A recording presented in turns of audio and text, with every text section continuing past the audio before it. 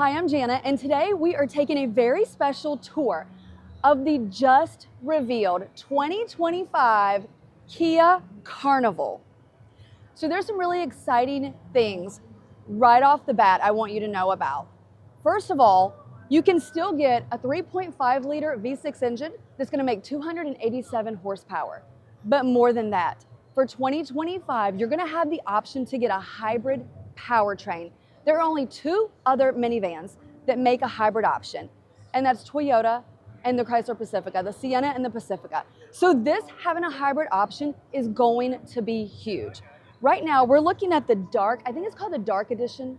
Work with me on this. So you have your dark honeycomb grille, you have dark accents, and something new for 2025, you have this sleek looking amber light in the front, fully LED, and it really has a bold, attractive front end.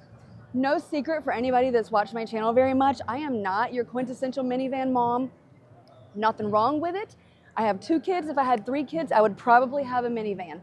So this is definitely a unique tour because I'm looking at it from the side of what would force you or persuade you to step out of your SUV and into a minivan like the Kia Carnival. And by the way, I don't think they call it a minivan. I think they call it like a multi-purpose vehicle or a utility vehicle.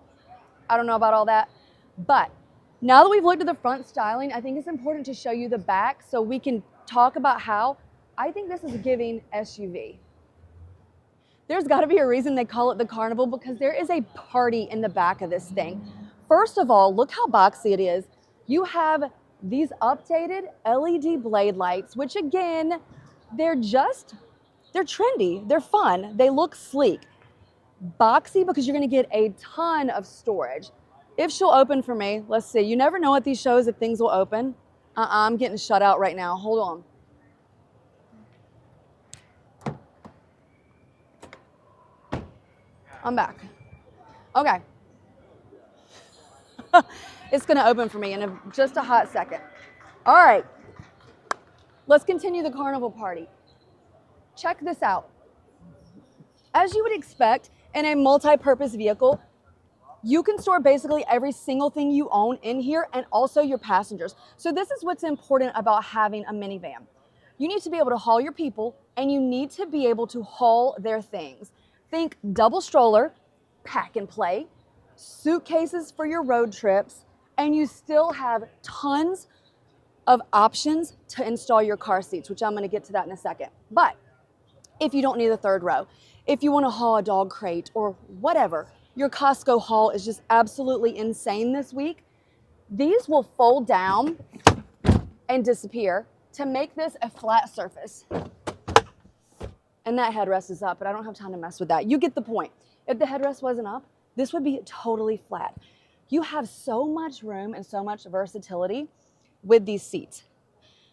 Since we're already in the back, I'll just show you that we have some storage compartments just to gather your small items. I always put my first aid kit in here and a little blanket. I think I'm a nerd, but you never know when you're driving with kids. It used to be the Ziploc baggie that had wipes, diapers, and a spare outfit. This is where it would go. In the back here, you also have, I'll switch sides with you. You also have a 12-volt plug and a traditional household plug because you never know when you're gonna need it.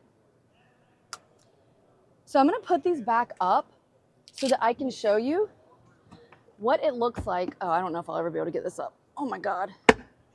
Hold on, we did this a minute ago for another video and okay, hold on. Oh shoot, here we go. Nothing to it, just to do it. The third time is literally a charm. All right, it sounds like I broke something. I'm sweating. Okay, there you go again with the third row up. I'm gonna put this down and we're gonna jump straight into the second row because there's a lot going on back there. One of my favorite things about minivans that is literally nothing new is the fact that you just kind of pull the handle and the door jumps open. I love that. Right away, the most important thing I need to tell you, this is a sizzle factor.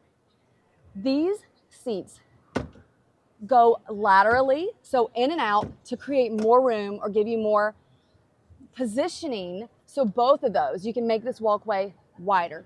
And the seat Carnival party does not stop there. This thing, and this seat might be a little close, but we have a relax mode basically. So I'm fumbling around right now. You have your adjustable seat here where you can lay it back, scoot it forward, but you can also put it in this mode. I'm gonna put my legs up because I don't have time to mess around with moving the seats, but you get the point here. There's a footrest. So obviously this is where your husband would be. Guys, you know it's true. No wife actually has time to sit back here and relax. It's just not part of the female DNA. But I'm gonna close this so you can hear me a little bit better. In this trim level, you get these beautiful, huge screens. And I'm pretty sure that your kids can do separate stuff because you have your USB-C and your HDMI ports in there.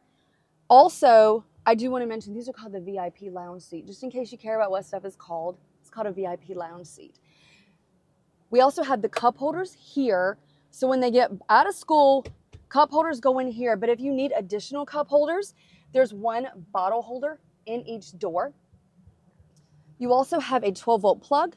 You're another household plug there, a little snack or storage container down here, and your device charging ports, so important, right here. Your USB-C charging ports are on the side of each seat. You will see that in the sister Telluride. It's great positioning. You also have buttons here. So if somebody is back here and they need more room, you can move this seat from the side. I can't tell you how many times it would be helpful if somebody can just give themselves leg room besides you trying to like reach over and give it to them. You control your climate up here, which I like the positioning here because it also gives us the room to have the vents up top. So there are 2 vents up top on the second row and also 2 vents up top on the third row. But I'm getting ahead of myself because there's more to see back here. One thing that's to note, you do have a functional sunroof. So there's dual sunroofs, and normally that one opens and this one is static glass, but this one actually opens, which I like. So we got to show the third row because that's where the money's made, isn't it? Let's go.